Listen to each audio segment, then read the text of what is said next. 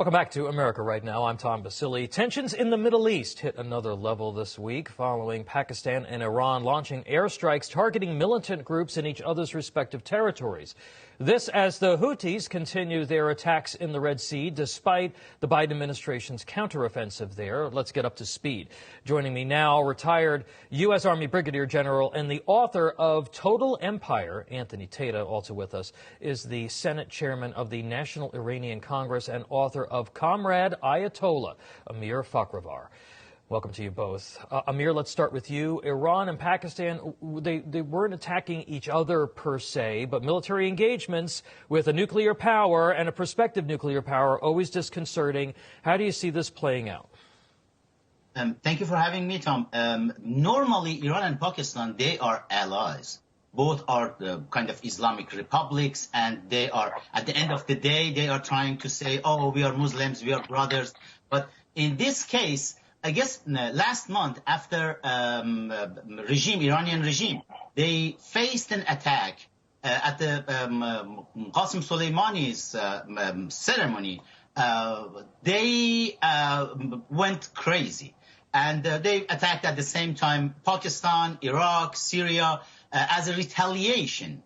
They wanted to say it was ISIS who attacked some Iranian regime forces that day, but it was not ISIS. It was the partisans in Iran. Last year, you heard the millions of young Iranians, they have been in the street fighting with the regime, and you don't hear from them anymore because the fight went underground, and it's the militia all over the country. They are fighting with the IRGC, with the Sepah, Basij and mullahs. Okay, you know, it's always just such a hornet's nest where, you know, wherever you go in that part of the world. General Tata, the President Biden took the Houthis off the terror list. Now they're going to put them back on, apparently in 30 days. Why were they taken off the list to begin with? Do we ever figure that out? No, well, because Trump put them on there, and it was. When the administration came in, I was there as performing the duties of Undersecretary of Defense for Policy. This new administration exactly reversed everything that we were doing, thinking that they knew better, and they absolutely didn't know better.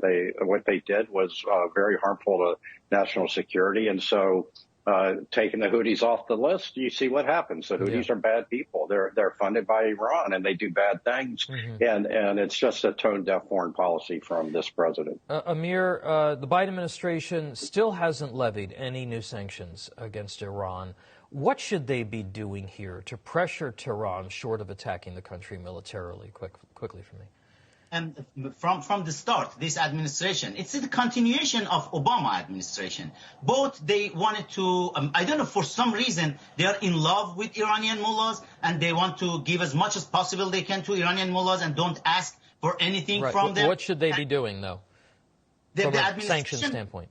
Oh, definitely they should totally stop any negotiation behind the scene they are doing with Iranian mullahs, and not just the sanctions, because during the Trump administration, regime was totally destroyed under those sanctions. Right now, when IRGC is everywhere, attacking everybody, including the Americans, the U.S. Army should go inside Iran and attack all military bases of the IRGC to send a strong message, because the Houthis are Iranian IRGC, the Hamas terrorists are Iranian IRGC. All terrorist groups in the Middle East you are facing right now, they are IRGC. If you want to fix the problems with the terrorists, just go and attack Iran. You don't talk about boots on the ground in Iran. Just attack the facilities. General Tata, let me follow on that point. President Biden says that the attacks against the Houthis are working, but yet they're continuing to attack interests and ships in the Red Sea. What say you? And they're not working. This is a completely reactionary policy, if that's what you want to call it.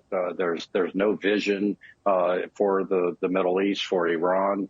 I don't agree we need boots on the ground in Iran. What I do agree with is very targeted strikes using our technological advantage, where we begin to attack their oil infrastructure and their nuclear program in a very overt way, because I think that's the only way we're going to get their attention. But you do it using a standoff, and I think that's how you do this, because Iran is not going to stop. They are lighting the Middle East on fire.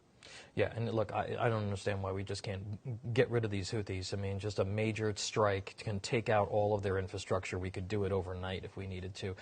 Thank you, General Anthony Tata and Amir Farquhar. Appreciate your insight. Thank you.